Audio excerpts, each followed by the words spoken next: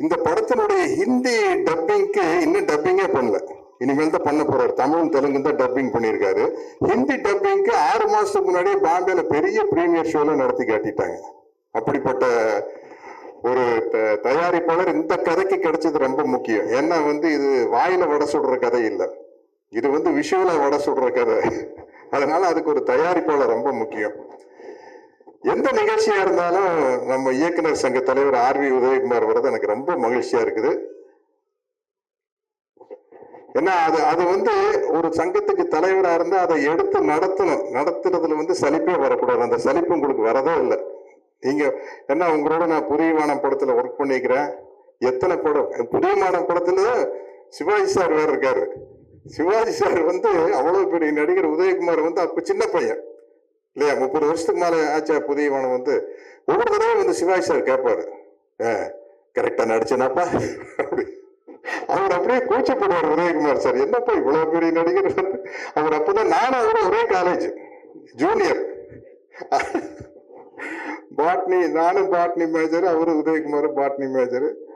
அந்த மாதிரி நடந்த விஷயங்கள்.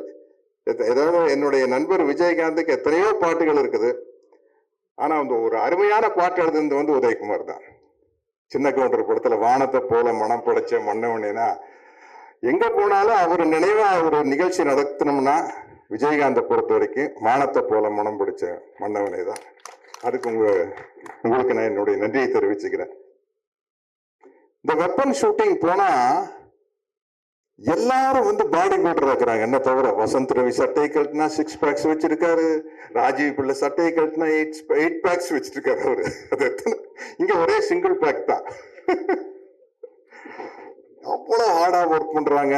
ஆனா நம்ம ஸ்டண்ட் மாஸ்டர் சுதீஷ் ரொம்ப, அவர் எனக்கு நம்ம புரியவான எல்லாத்துலயும் ஒர்க் பண்ணிருப்பாரு. எல்லாம் அப்ப விக்ரம் தர்மா, சூப்பர் சுப்ராய மாஸ்டர் கிட்ட எல்லா படத்துலயும் அவரு சுதீஷ் ஒர்க் பண்ணுவார். அந்த எக்ஸ்பீரியன்ஸ், அதனால எங்களை எல்லாம் ரொம்ப கஷ்டப்படுத்தின மாஸ்டருக்கு. சூப்பர் சுப்ராயன் கிட்ட எல்லாம் ஒர்க் பண்ணிட்டோம்னு வச்சுக்கங்களேன், எங்க வேணாலும் போய் சண்டை போட்டுடலாம், அப்படிப்பட்ட மாஸ்டர்.